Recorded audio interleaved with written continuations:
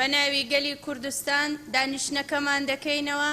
پەرلەمانی کوردستان بە دەنجی 84 پەرلەمانتار خولی بەهارەی بۆ ماوەی 15 ڕۆژ درێژ کردەوە و هەر یەکە لە فراکسیۆنەکانی کۆمەڵ و یەکگرتوونەوەی نوێژ دەنجیان نەدا.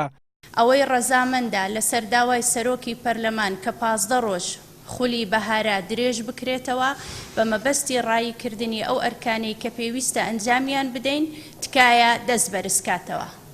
دەنگدانە نقطە نظام وەرناگیرێ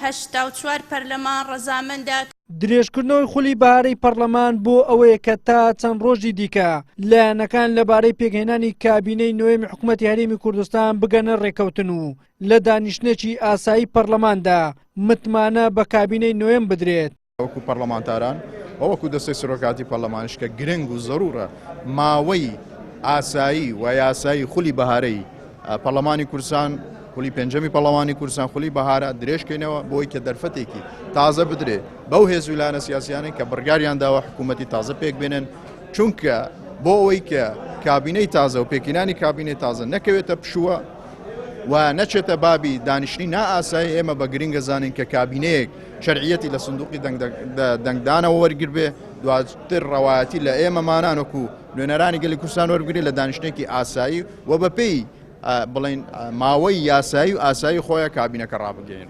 لە کۆبنەوەکەدا هەریەکە لە فراکسیۆنەکانی کۆمەڵ و یەکگرتوونەوەی نوێ داوایان کرد وادەی درێژکردنەوەی خولی بەهارە بۆ ماوەی 30 ڕۆژ بێت و ئامانجیش لە درێژکردنەوەکە بۆ دەرچواندنی چەند یاسایەک کە تایبەت بێت بە قوتی خەڵک و لەشکرکێشەکانی تورکیا بۆ سەرخاچی هەرێمی کوردستان نەک بەدیهێنانی ئامانجی حیزبی. ئێمە دەنگمان نەدا بەم 15 ڕۆژە لەبەرەوەی ئێمە پێمان وابوو پێویستە پەرلەمانی کوردستان وەکو لە مادەی حوتەی پێڕەوی ناوخۆی پەرلەمانی کوردستان بڕگەی چوارەمدا هاتووە کە ئەتوانێت بۆ ماوەی 30 ڕۆژ وادەی خۆی درێژ بکاتەوە خولی گرەدانی خۆی درێژ بکاتەوە بۆ 30 ڕۆژ لەبەرەوەی مەرج نییە لەم 15 ڕۆژەیە لایەنەکان بگەنە ڕێکەوتنەوە. ئێمە چەندین ئەزمموی لەم جۆرەمان هەیە کە مودەی لەو جۆرە دانراوە و ئامانجەکەش نەهاتوەتە دی. خاڵی دووەم بۆ ئەوەی کە لە ماوەی ئەو 30 ڕۆژەدا هەندێک پرۆژە یاسا کە خوێندنەوەی یەکەمیان بۆ کراوە هی فراکسیۆنەکانی کۆمەڵ و یەکگرتوونەوەی نوێ ئەمانە ئیشی لەسەرکەین و هەندێک بابەتی پەیوەندیداریش بۆ نمونە لەشکرکێشی و دەستێوەردانەکانی تورکیا لە کاروباری ناوخۆی هەرێم و کە ڕۆژانە وەردومانی ناوچە جیاجیەکانی کوردستانەکە و هاوڵاتیان شەهید و برینارە بن. ئەمە بابەتێکی گرنگە کا بووە پەرلەمان قسەی لێ بکە کە لە داهاتوە ئێمە بە نیازین واژۆی بۆ کۆبکەینەوە بۆ ئەوی دانیشتێکی پەرلەمان لەم بۆ ئەم بابەتە تەرخامەکرێ. ئەمانە کۆمەڵێک باسوخواستی گرنگن کە پەرلەمان لەو 30 ڕۆژە دەتوانی بیکا بەڵام بەداخەوە سەرۆکی پەرلەمان و دەستەی سەرۆکایەتی ڕای فراکسیۆنەکان و پەرلەمانتاریانیان بە هەند وەرنەگرت بە پشت ئەستور بە زۆرینەی پەرلەمانی فراکسیۆنەکانی خۆیان و ئەو لایەنانەی ڕێکەوتنیان لەگەڵاکردوون ناگەڕێنەوە بۆ لای پەرلەمانتارن ئەوانینی خۆی بیانێت تێپەڕن. بە پێی پەیڕەو دەتوانرێ ئەم وەرزە بۆ ماوەی 30 ڕۆژ درێژ بکرێتەوە. ئێمە وەکو فراکسیۆن خوازیار بووین کە بۆ ماوەی 30 ڕۆژ درێژکردنەوەکە لە بەرژەوەندی خەڵک بێ بە شێوازێک کە ئەو پرۆژانەی لەلایەن فراکسیۆنە جیاوازەکانی پەرلەمانەوە پێشکەش کراون بۆ نمونە فراکسیۆنی نەوەی نوێ و کۆمەڵی ئیسلامی و یەکگرتووی ئیسلامی کۆمەڵێ پرۆژەن کە ڕاستەوخۆ پەیوەندیان بە ژیانی خەڵکەوە هەیە.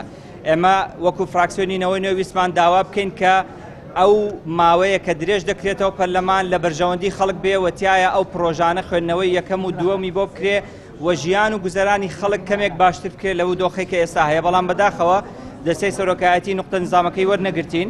درێژکردنەوەی خولی بەهارەی پەرلەمانی کوردستان لە کاتێکدایە 12 حوتی ئەمساڵ دوا وادەیە لە بەردەم مەسرور بارزانی بۆ ئەوەی ناوی کاندیدەکان بۆ وەزارەتەکانی کابینەکەی پێشکەشی پەرلەمانی کوردستان بکات.